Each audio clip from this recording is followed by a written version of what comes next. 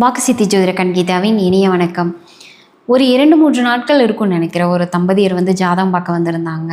அப்போ பார்த்துக்கிட்டிங்கன்னா அவர் எல்லா ஜாதகமெல்லாம் பார்த்து முடிச்சுட்டு ஒரு ஜென்ரலான ஒரு கொஸ்டின் கேட்குறாரு. மேடம், இது ஒரு சந்தேகம்தான். ஃபஸ்ட்டு வீட்டில் ஒய்ஃப் வெளியில் கோயிலுக்கு போனால் வெற்றிலையில் தீபம் ஏற்றிக்கிட்டு இருப்பாங்க.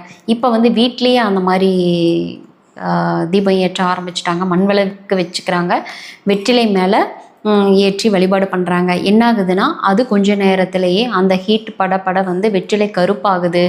அடுத்த நாள் பார்க்கும்போது ஒரு மாதிரி எல்லாமே கருப்பாகிடுது. சில நேரங்களில் எரிஞ்சிருது. நான் சொன்னங்காட்டி அவங்க கேட்கல. மேடம் நீங்கள் சொல்லுங்கள் அப்படின்னு சொல்லி கேட்டாங்க.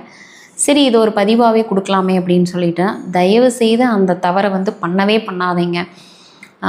வெற்றிலை அப்படிங்கிறது மகாலட்சுமியுடைய அம்சம். வீட்டில் பொருளாதார நிலை, நல்ல லக்ஷ்மி கடாட்சம், சுப விஷயம் அத்துணையும் நடக்கக்கூடிய ஒரு நிலையில் ஏற்படுத்துகிறதான் வெற்றிலையினுடைய மகிமை.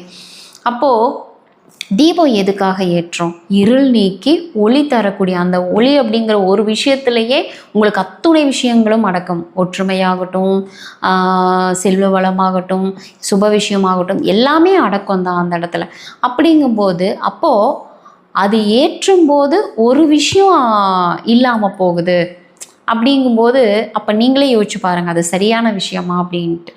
அப்போ அந்த இடத்துல நம்ம எக்காரணம் கொண்டு வெற்றிலையில் மண் விளக்கு, வெற்றிலை மேலே விளக்கு ஏற்றாதீங்க. வெற்றிலை வச்சுக்கோங்க, வெற்றிலை வச்சு பாக்கு வச்சு அது மேலே காணிக்க வச்சு வழிபாடு பண்ணுங்க.